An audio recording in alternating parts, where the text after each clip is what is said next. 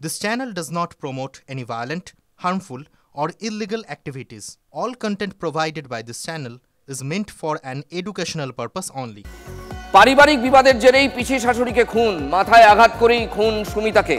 মধ্যম গ্রামের বীরেশপল্লীর ভাড়া বাড়িতেই খুন, জেরায় দাবি ধৃতদের। নিহত সুমিতার বাড়ি বর্ধমানে। মধ্যম গ্রামে আসেন 2 সপ্তাহ আগে। গতকাল বিকেলে ফাল্গুনির সঙ্গে বচসার সময় ধাক্কা। ফাল্গুনির ধাক্কায় দেওয়ালে মাথা ঠুকে জ্ঞান হারান সুমিতা। জ্ঞান ফিরলে ফের ধস্তাধস্তি শুরু হয়। তখন ইট দিয়ে মাথা ও মুখে আঘাত করেন ফাল্গুনি। ঘটনাস্থলেই মৃত্যু হয় সুমিতার। ট্রলি ব্যাগে দেহ ভরে লোপাটের জন্য আনা হয় কুমোরটুলির ঘাটে, জেরায় দাবি ধৃতদের। কুমারটুলি ঘাট থেকে ওখান থেকে 2 জন মহিলা ফাল্গুনি ঘোষ আর ওনার মাদার আরতি ঘোষ 2 জনকে ডিটেন করা হয়েছে। তারপরে উনি একটা ট্রলিতে পরে দেখা গেল একটা ডেড বডি ক্যারি করছিলেন, তো ওখান থেকে বডি উদ্ধার করে থানাতে আনা হয়। পরে যে ওনাদের এক্সামিনেশন করা হয়, ওই এক্সামিনেশনে পাওয়া যায় কি যে ফাল্গুনি ঘোষ আছেন ওনার পিসি শাশুড়ি Sumita Ghosh, as per statement of Falguni Ghosh, ওনার এটা বডি। আর উনি যে বলেছেন কি মধ্যম গ্রামে কোনো জায়গা এনাদের রেন্টেড বাড়ি আছে, ওই বাড়িতেই এই ঘটনাটা ঘটেছে। প্রাইমারি অ্যাপিয়ারেন্স এটা হোমিসাইডাল ইঞ্জুরি আছে, ওটা মাথাটা ইনট্যাক্ট আছে, মাথাটা পাওয়া গেছে, মাথাটা ইনট্যাক্ট আছে। লাইভে রয়েছেন আমাদের সতীর্থ রিপোর্টার সুপ্রিয় গুহ। সুপ্রিয়, তদন্তের পার্টে কি জানা যাচ্ছে, কতটা অগ্রগতি হলো? রাজা দেখো, নটপট থানাতে আমি দাঁড়িয়ে রয়েছি, আর এই থানাতেই কিন্তু ফাল্গুনি ঘোষ এবং তার মা আরতি ঘোষ, তাদের দুজনকে জিজ্ঞাসাবাদ চলছে। অন্যদিকে দেহ শনাক্তকরণের জন্য ইতিমধ্যেই মৃত সুমিতা ঘোষের দিদি এবং জামাইবাবু তাদেরকেও নিয়ে আসা হয়েছে। তারা শিয়ালদাহ নারকেলডাঙ্গা থানা এলাকার বাসিন্দা। তাদেরকে প্রথমে নটপট থানাতে নিয়ে আসা হয় এবং এখানে তাদের সঙ্গে কথা বলার পর ইতিমধ্যেই তাদেরকে হাসপাতালে নিয়ে যাওয়া হয়েছে। সেখানে গিয়ে তারা মৃত সুমিতা ঘোষের দেহ তারা শনাক্ত করবেন এবং সেই দেহ শনাক্তকরণের পরেই কিন্তু তদন্তের গতিপ্রকৃতিকে এগিয়ে নিয়ে যাওয়ার জন্য, যেটা আমরা সূত্র মারফত জানতে পারছি যে মধ্যমগ্রাম থানার পুলিশ তারা কিন্তু এই মামলা হ্যান্ডওভার নেবে। যেহেতু খুনের ঘটনা সেটা ঘটেছে মধ্যমগ্রামের বীরেশপল্লীতে, সেই জায়গা থেকে এই ঘটনার তদন্ত এখনো পর্যন্ত যেটা আমরা জানতে পারছি। সুপ্রিয়, সংক্ষেপে জানতে চাইবো বচসার উৎসস্থলটা কি ছিল, কি নিয়ে বচসা যা এমন জায়গায় পৌঁছলো যে মেরে ফেলতে হলো? দেখো, ফাল্গুনি ঘোষ তিনি এখনো পর্যন্ত তদন্তকারীদের জিজ্ঞাসাবাদের মুখে যেটা জানিয়েছেন যে পারিবারিক বিবাদের জেরেই এই খুনের ঘটনা। তবে শুধুমাত্র কি পারিবারিক বিবাদ নাকি এর নেপথ্যে আরও অন্য কোনো কারণ রয়েছে, কোনো লেনদেন সংক্রান্ত বিষয় রয়েছে, সেটা কিন্তু এখনো পর্যন্ত স্পষ্ট নয়। তবে তদন্তকারীরা যেটা জানতে পেরেছেন যে পারিবারিক বিবাদের জায়গা থেকেই গতকাল বিকেলে এই সুমিতা ঘোষকে তার মাথায় ইট দিয়ে আঘাত করা হয়, মাথায় এবং মুখে, এবং তারপর তার মৃত্যু হলে তার দেহ ট্রলি ব্যাগের ভেতরে ভরে সেই দেহ লোপাট করার জন্য কুমোরটুলির ঘাটে নিয়ে আসা হয়। এবং সেক্ষেত্রে পুলিশ সূত্রে আরও যেটা আমরা জানতে পারছি, দেহ ট্রলিবন্দি করার জন্যে এই যে মৃত সুমিতা ঘোষ রয়েছে তার 2 পায়ের কবজি থেকে, গোড়ালি থেকে তার পায়ের পাতা কেটে বটি দিয়ে কাটা হয় এবং তারপর ট্রলি ব্যাগ বন্দি করে সেই দেহ। সুপ্রিয়, এই কাণ্ড যারা করতে পারে, প্রথমবার তারা করছে এমন তো নাও হতে পারে, এদের কোনো ক্রিমিনাল ব্যাকগ্রাউন্ড রয়েছে?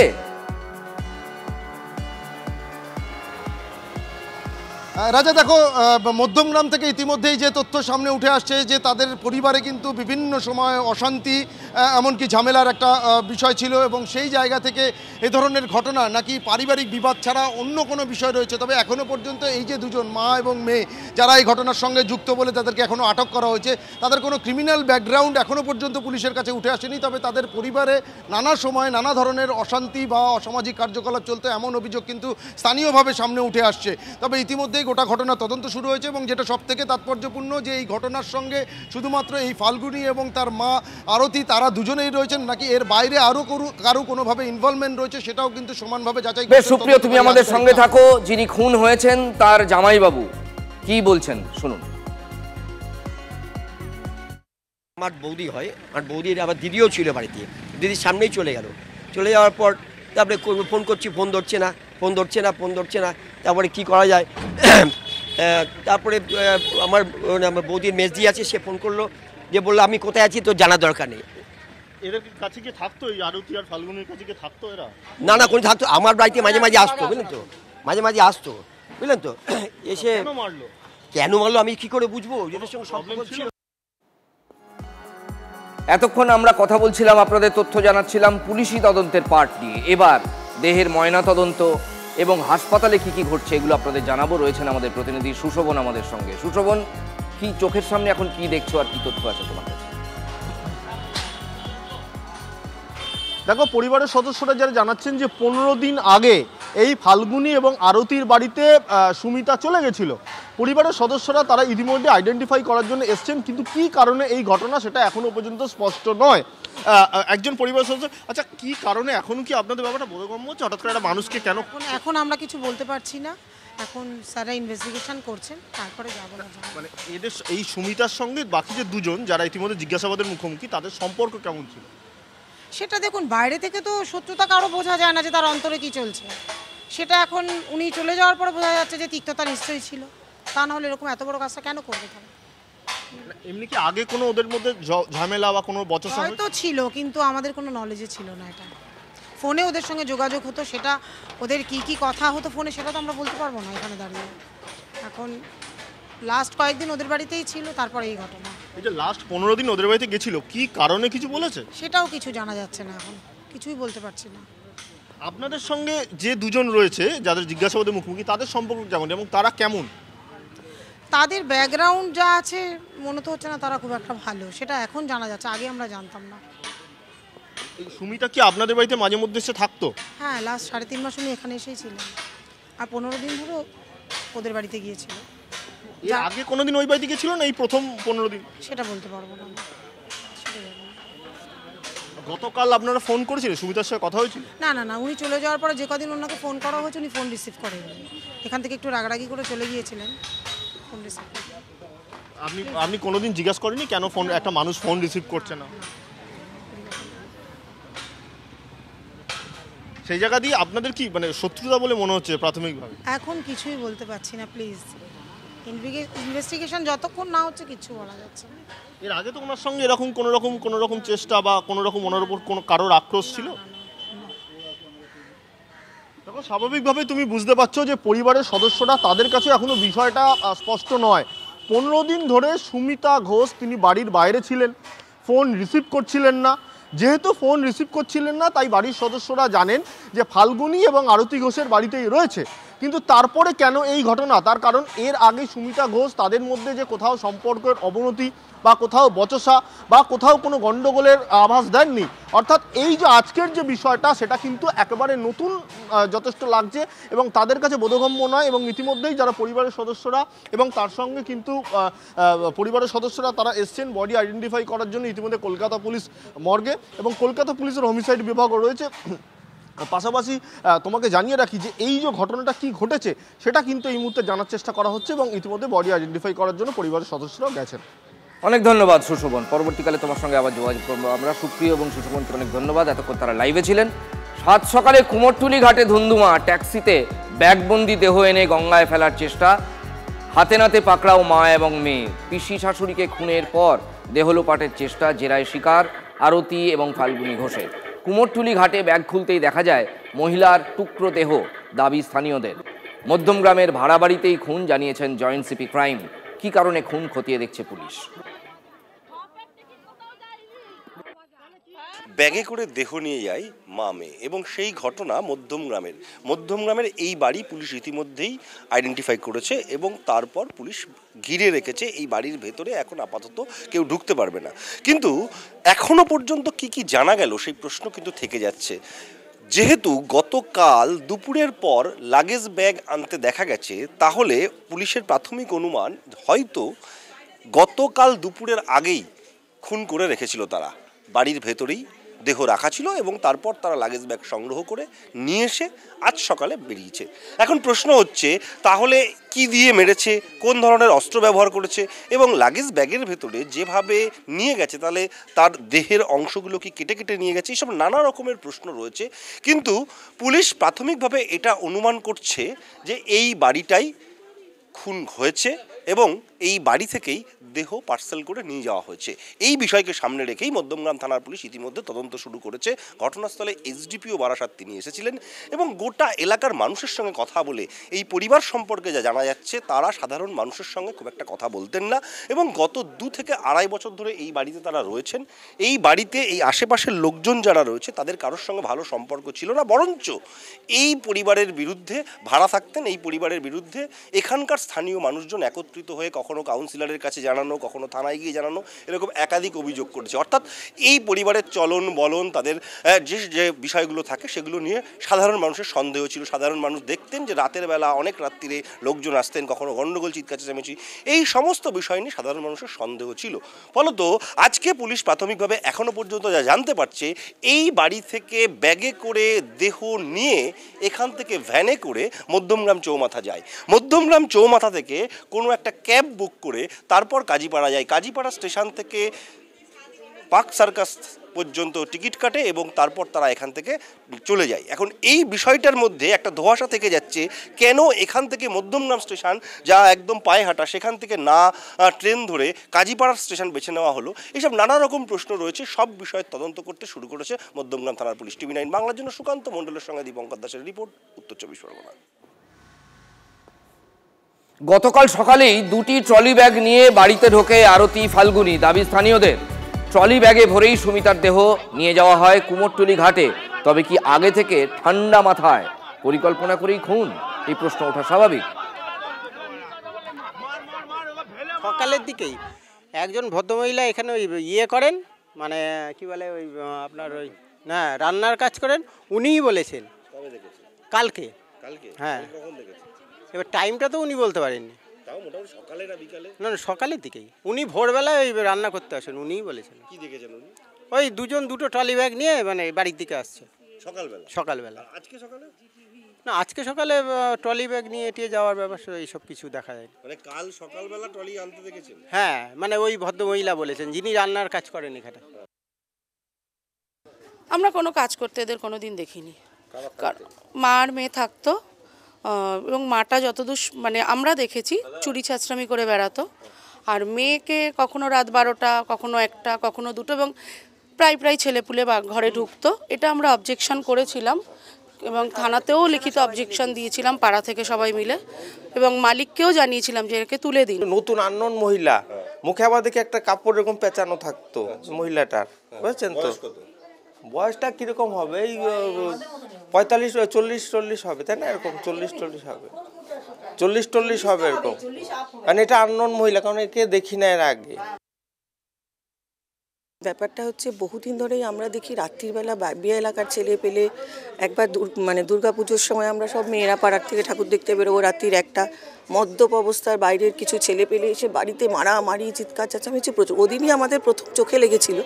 4 দিন 5 দিন ছেলেরা একটা হয়তো কেউ এসে থাকলো, আবার পরে কিছুদিন পরে দেখছি আরেকজন এসে থাকছে, অথচ মেয়েটা বলে ওর হাজব্যান্ড এখানে থাকে না, মানে ডিভোর্স হয়ে গেছে বা কোনো শিলিগুড়ি বা অন্য কোথাও আর কি। মা আর মেয়েই থাকতো, মাটা উইডো এবং মেয়েটা ডিভোর্সি, এই দুজন থাকতো।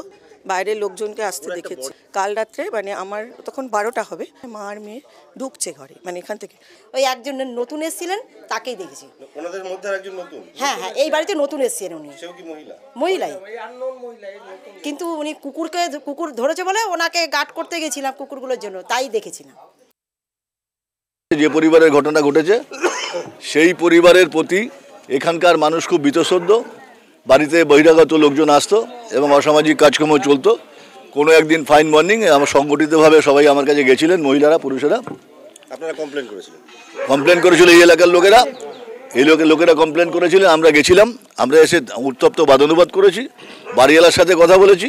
বাড়িওয়ালা আমাকে মানে পেলে খেয়ে ফেলবে এরকম ব্যাপার। আমি বললাম পারলে আপনি ক্ষমতা থাকে মধ্যগ্রামে আসুন, ইত্যাদি ইত্যাদি ব্যাপার।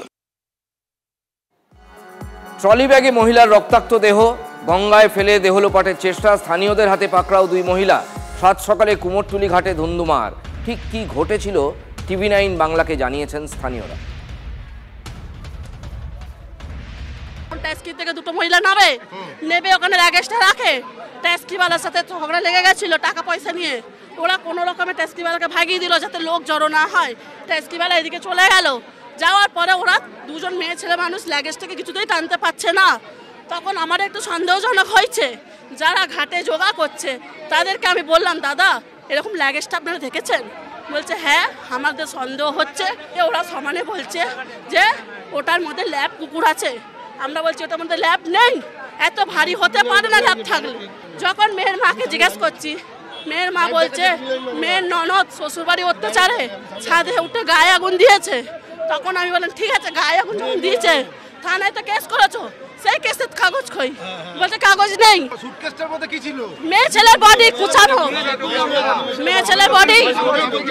হ্যাঁ হ্যাঁ দেখেছি, মহিলার বডি। মেয়ের মা আমাকে বলছে যে মেয়ের ননদ গায়ে আগুন দিতে, সেই কিন্তু খুলে দেখা গেল গায়ে আগুন না, কুচিয়েছে, 4 টুকরো কুচিয়েছে, মানে কেটে কুচি কুচি। হ্যাঁ। কোথা থেকে এসছে এরা? ওরা বলছে বারাসাত থেকে আসেনি, ওদের ব্যাগেতে ট্রেনের টিকিট দেখেছি পার্ক সার্কাসের, একবার বলছে বড় বাজার, একবার বলছে চাপাডালি, একবার বলছে মনে হচ্ছে এরাই খুন করে দেয়। এরাই করেছে। এখানেই এসে নেবেছে, এখানটায় নেবে, তারপরে কোথায় গেল এখান থেকে মতলব এখানে নেবে, তারপর ওইদিকে দেখে তারপরে নিয়ে চলে গেল। না এখানে যখন নামলো, নামার পর তারপর ট্রলি ব্যাগটা কোথায় ছিল? এখানেই ছিল। মানে ওটা ট্যাক্সি থেকে নামালো? হ্যাঁ, নামিয়ে ট্রেনে নিয়ে চলে গেল। আচ্ছা, আর দুজন একসঙ্গে? হ্যাঁ, দুজন একসাথে। দেখে আপনার কিছু মনে হলো যে? হ্যাঁ মনে হলো, তবে তো খবর দিলাম সবাইকে। ওইখানে যোগা করছিল তাদের খবর দিলাম। কেন সন্দেহ কেন হলো আপনার? ওই দেখে সন্দেহ হলো, ভারী জিনিস বলে সন্দেহ হলো। ছিল অল্প ছিল। তখন জিজ্ঞেস করলেন আপনারা গিয়ে যে কি আছে, তখন কি বলবো? ও বললো কুকুর আছে, বললো কুকুর আছে, আমি ফেলতে এসেছি আমার বাড়িতে। কিন্তু আপনাদের কি মনে হচ্ছিল কুকুর নেই? না, আমাদের মনে ওইটাই হলো যে কুকুর হবে কি হবে, ও তো আমি জানি না। কেন মনে হলো? ভারী বলে? হ্যাঁ ভারী বলে, ও তো ভারী বলে সন্দেহ হলো বলে আমি বললাম। এই যে খুন করে হয় ট্রলি ব্যাগে কিংবা বিছানায় কিংবা বেডিংয়ে দেহ টুকরো টুকরো করে কেটে তারপর মুড়ে লোপাট করার চেষ্টা, এমন ঘটনাই প্রথম নয়। এই শহর অনেকবার এমন ঘটনার সাক্ষী থেকেছে। একবার মনে করিয়ে দিই আপনাদের, 2014-র 20 মে শিয়ালদা ট্যাক্সি স্ট্যান্ডে বেডিং ট্রলি ব্যাগ থেকে মহিলার টুকরো টুকরো দেহ উদ্ধার হয়েছিল। 2012-র 7ই ফেব্রুয়ারি শিয়ালদা ট্যাক্সি স্ট্যান্ডে লাগেজ ব্যাগ থেকে এক পুরুষের দেহাংশ উদ্ধার হয়েছিল। 4 ফেব্রুয়ারি 2011 নিউ আলিপুরে টিভির বাক্স থেকে, মানে এই যে পুরনো টিভির খোল হয় না, সেই খোলের ভেতর থেকে প্রতিবন্ধী প্রৌঢ়ার কাটা দেহ পাওয়া গিয়েছিল। 7ই জুন 2009-এ নারকেলডাঙ্গা রেল ব্রিজে টিনের বাক্স থেকে মহিলার ক্ষতবিক্ষত দেহ উদ্ধার হয়। 2008-এর 14ই ডিসেম্বর উল্টোডাঙ্গা খালে শপিং ব্যাগে শিশুর ক্ষতবিক্ষত দেহ পাওয়া গিয়েছিল। 2003-এর 6 নভেম্বর বেলেঘাটা চাউলপট্টিতে টিভির বাক্স থেকে, আবার টিভির বাক্স, সেই টিভির পুরনো টিভির খোল, সেখান থেকে যুবকের মৃতদেহের ওপরের অংশ উদ্ধার হয়েছিল। 2000 সালের 21শে এপ্রিল হাওড়ায় চেন্নাই মেল থেকে মহিলার মাথা এবং 2 হাত উদ্ধার করে পুলিশ। কতগুলো ঘটনা আপনাদের দেখালাম, মনে করিয়ে দিলাম, বারবার এমন হয়েছে। পুলিশকে কেউ ভয়ই পাচ্ছে না। মাননীয় মুখ্যমন্ত্রী যখনই কোনো মহিলা ঘটিত ঘটনা ঘটছে বা মহিলাদের শ্লীলতাহানি, রেপ, এই ধরনের ঘটনা ঘটছে, হয় টাকা দিয়ে কেনার চেষ্টা করছেন, সব কিছু টাকা আর উনি সিভিক ভলেন্টিয়ারের চাকরি বা হোমগার্ডের চাকরি দিয়ে সব ধামাচাপা দেওয়ার চেষ্টা করছেন। স্বাভাবিকভাবে রাজ্যের আইন শৃঙ্খলা পরিস্থিতি ভয়ঙ্কর হচ্ছে, ভয়ঙ্কর থেকে ভয়ঙ্করতম হচ্ছে। মহিলারা মোটেও সুরক্ষিত নয় এখানে। কলকাতায় দেখুন, কোনো ঘটনা ধরা পড়ছে, তারপর আমরা জানতে পারছি। ঘটনা ঘটার আগে আর কি হচ্ছে সে সম্পর্কে পুলিশ অন্ধকারে, প্রশাসন অন্ধকারে, আমরা কেউ জানতে পারছি না। অন্ধকার জগতের বিস্তার আজকে কোথায় প্রসারিত হয়েছে আমাদের কিন্তু তা জানা নেই। গোটা কলকাতা মতো শহরে, যেখানটা গোটা শহরটা যেখানটায় সিসিটিভিতে ঘেরা, যে শহরের আনাচে কানাচে সমস্ত পুলিশের নেটওয়ার্ক রয়েছে, সেইখানে যদি এই ঘটনা ঘটে, দেহ লোপাট হয়ে যাচ্ছে ট্রলি ব্যাগে, তাও আবার, তাহলে বাংলায় কি হচ্ছে সেটা ভেবে আমি আতঙ্কিত হচ্ছি। বিয়ের রাতেই মৃত্যু স্বামীর, দেহ আগলে বসে থাকলেন স্ত্রী। ঘটনায় শোরগোল পড়ে গিয়েছে সোদপুরের ঘোলার নবপল্লী এলাকায়। বাড়ি থেকে পালিয়ে ঘোলা নবপল্লী এলাকায় এক বন্ধুর ভাড়া বাড়িতে গতকাল রাতে বিয়ে করেন অভি দাস এবং বিউটি রায়। স্ত্রী বাড়ি যেতে চাইলে বাধা দেয় স্বামী। সেই সময় তাদের মধ্যে বচসা হয় বলে অভিযোগ। তারপরই মৃত্যু হয় অভি দাস নামের ওই যুবকের। রাতে স্বামীর দেহ আগলেই বসেছিলেন স্ত্রী। গোটা ঘটনাটা জানবো আমাদের প্রতিনিধি অনন্তর কাছে। অনন্ত, কি হয়েছিল? 98 সাল থেকে কোম্পানি ছিল নবপল্লীতে এক বন্ধুর বাড়ি ভাড়ার, অর্থাৎ বন্ধু মানে হচ্ছে যে অভি দাস যে পাত্র, তার বাড়িতে, অর্থাৎ প্রেমিকের বন্ধুর বাড়িতে। সেই রাতেই দুজনের মধ্যে বাকবিতণ্ডা হয়, তারপর তার মৃত্যু ঘটে। কিভাবে তার মৃত্যু ঘটে এটাই কিন্তু একটা রহস্যজনক। কিন্তু পুলিশ যখন এসে মৃতদেহ উদ্ধার করে তখন দেখে একদম মৃতদেহ শায়িত রয়েছে, মৃতদেহে কোনো আঘাত নেই। পুলিশের ধারণা যে কোনো রকম কিছু খাইয়ে তাকে মেরে দিল, না সে হৃদরোগে আক্রান্ত হয়ে মারা গেল, না অন্য কোনোভাবে তাকে খুন করা হলো। তবে বিউটি কিন্তু যে পাত্রী অর্থাৎ প্রেমিকা, সেই বিউটি রায় অভি দাসকে কিন্তু সারা রাত ভোর তাকে আগলে ছিল, কাউকে জানাননি তারা। এরপরে যখন বাড়িওয়ালা টের পায়, বাড়িওয়ালা আসতেই এই ঘটনার প্রকাশ পায়। সঙ্গে সঙ্গে ঘোলা থানার পুলিশ এসে মৃতদেহ ময়নাতদন্তে পাঠায়। বিউটিকে জিজ্ঞাসাবাদ করছে পুলিশ, বিউটিকে আটক করেছে, তাকে দফায় দফায় জিজ্ঞাসাবাদ করছে কি হয়েছিল রাতে, কেন পালিয়ে আসতে হলো, কেন পালিয়ে গিয়ে অমতে বিয়ে করলো, বন্ধুর বাড়িতে ভাড়া আসার জন্য কারা বলেছিল, এর পিছনে কে কে আছে, বন্ধুরা কে কে ছিল, টোটাল তথ্যটাই পুলিশ তাকে দফায় দফায় জিজ্ঞাসাবাদ করছেন। মৃতদেহ ময়নাতদন্তে পাঠানো হয়েছে অভি দাসের। তবে কি করে মৃত্যু হলো পুলিশ এখনো ধন্দে রইলেও পুলিশ ঘটনাটি পুরো তদন্ত শুরু করেছে।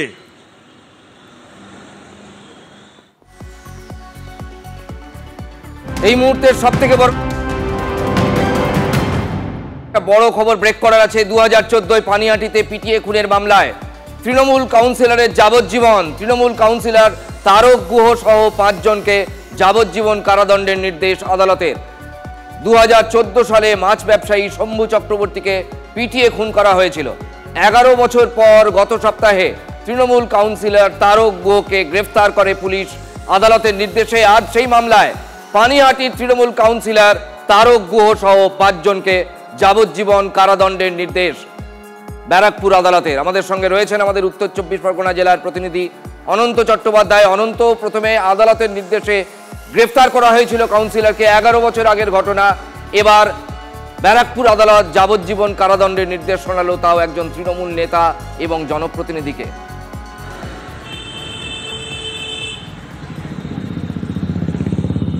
দেখো, এই তারক গুহ 2014 সালে, তখন কিন্তু সে জনপ্রতিনিধি ছিল না, সে ছিল তৃণমূলের ওই এলাকার সক্রিয় কর্মী, অর্থাৎ পানিহাটির 11 নম্বর ওয়ার্ড, সেখানকার সক্রিয় কর্মী ছিল। এলাকার লোক তার কথায় উঠতে বসতো, এরকমই একটু দাদা গোছের ছিল। তবে যে যাকে খুন করে মারা হয়েছে সেই শম্ভু চক্রবর্তী, তাকে চোর সন্দেহে তাকে বেধড়ক পেটায়। ঘটনাস্থলে 2014 সালে নভেম্বর মাসে তার মৃত্যু ঘটে। সেই মামলায় কিন্তু 3 দিন আগে তাকে পুলিশ ব্যারাকপুর আদালতে তাকে গ্রেপ্তার করে এবং বিচারকের নির্দেশ অনুযায়ী আজকে তার সাজা হয়, যাবজ্জীবন কারাদণ্ড হয় তারক গুহ সহ আরও 4 জনের। প্রত্যেকেই এরা তৃণমূল কর্মী। তারক গুহ 11 নম্বর ওয়ার্ডের কাউন্সিলর এবং প্রভাব প্রতিপত্তিত্ব কাউন্সিলর, যথেষ্টই দোদণ্ডপ্রতাপ কাউন্সিলর, কেননা ওই ওয়ার্ডেই প্রাক্তন চেয়ারম্যান, তিনি কিন্তু ওই ওয়ার্ডেরই চেয়ারম্যান হয়েছেন কাউন্সিলর হয়ে। বেশ অনন্ত, অনেক ধন্যবাদ। আমরা ব্রেক করলাম এই খবর। 2014 পানিহাটিতে পিটিয়ে খুনের মামলায় তৃণমূল কাউন্সিলরের যাবজ্জীবন সাজার নির্দেশ দিল ব্যারাকপুর আদালত। তৃণমূল কাউন্সিলর তারক গুহ সহ 5 জনকে যাবজ্জীবন কারাদণ্ডের নির্দেশ আদালতের।